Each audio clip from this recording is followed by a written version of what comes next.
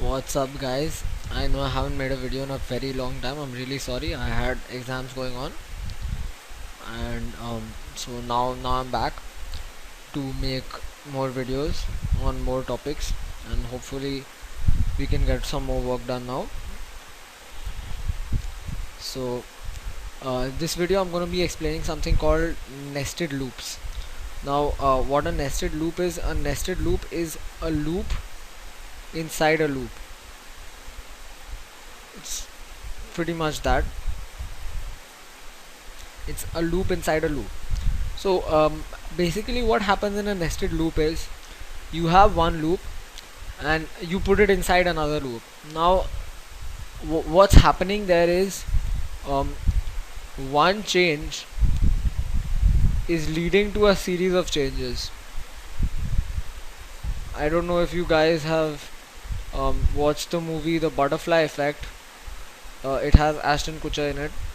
It says that if a butterfly flaps its wings in Texas, it can cause an earthquake in Pakistan. It's it's like that. Anyway, that's not important right now. I'm just trying to emphasize my point. One change can lead to a series of changes. So, what kind of loops can you put inside of a nested loops? Well, you can have a for loop inside another for loop, or you can have a for loop inside a while loop, or you can have a while loop inside a while loop, or a while loop inside a for loop. There's many possibilities. So let's get into that. Now let's say I told you I want you to give me the table of 1 into 1, 1 into 2, 1 into 3, 2 into 1, 2 into 2, 2 into 3, like that. Let's say this went up till 4 into 3.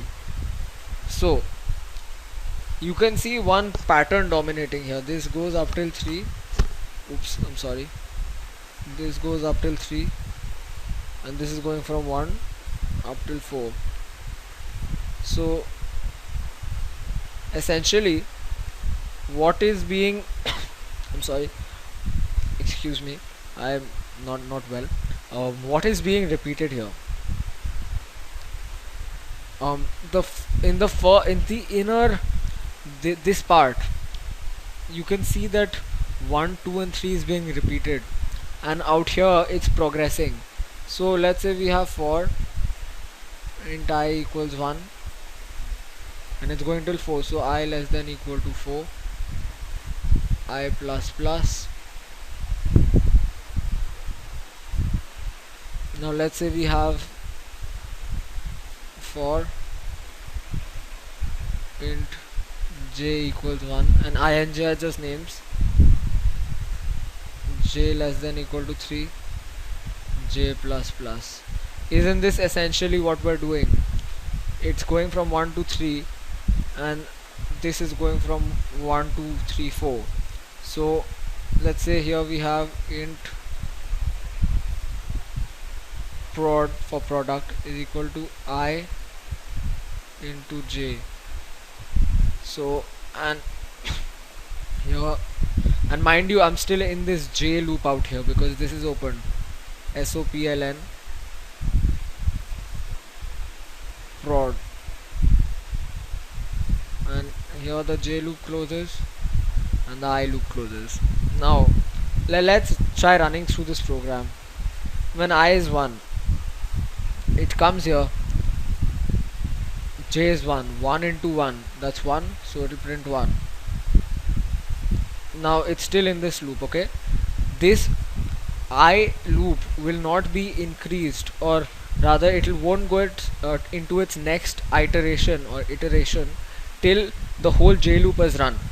What that means is j is 1 now, comes down, prints 1, goes back up, I is still 1, j becomes 2, 1 into 2, that becomes 2, comes here, prints 2, this 1 out here gets erased, as you know, comes back here, j becomes 3, 1 into 3, that's 3, prints 3, and this 2 out here gets erased. I'm so sorry, excuse me, I'm not really very good, I have coughs and yeah, anyway.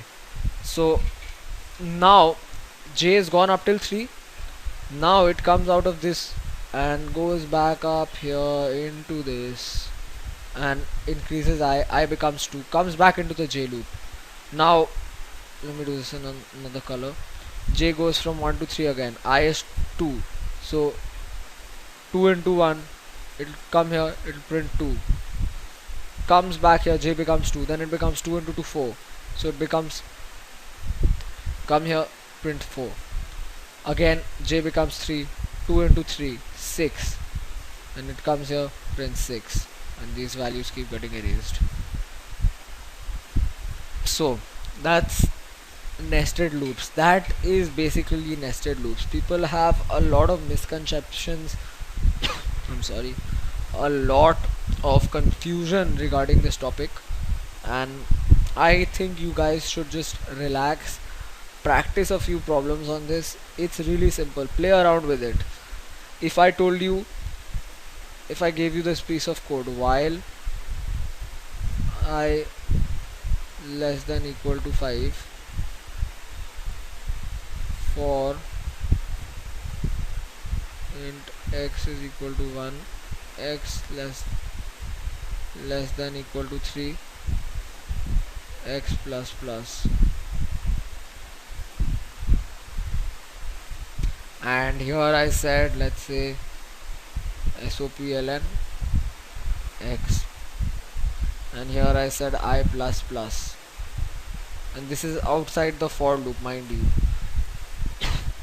For loop is only from here till here, there's one line. I'm sorry, I'm really sorry guys. So let's assume that I is initially defined as 1, so it comes here, x goes from 1 to 3, it prints 1 2 3, I becomes 2, comes here, again prints 1 2 3. So essentially if I asked you to calculate how many times would the value of x be printed, it would be, any guesses?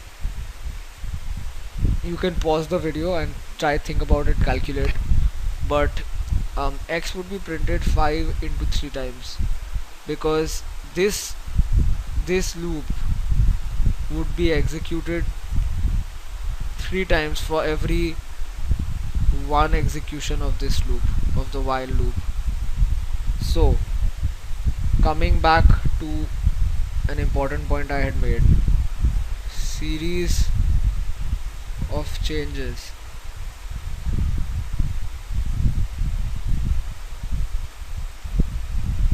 it comes from one change.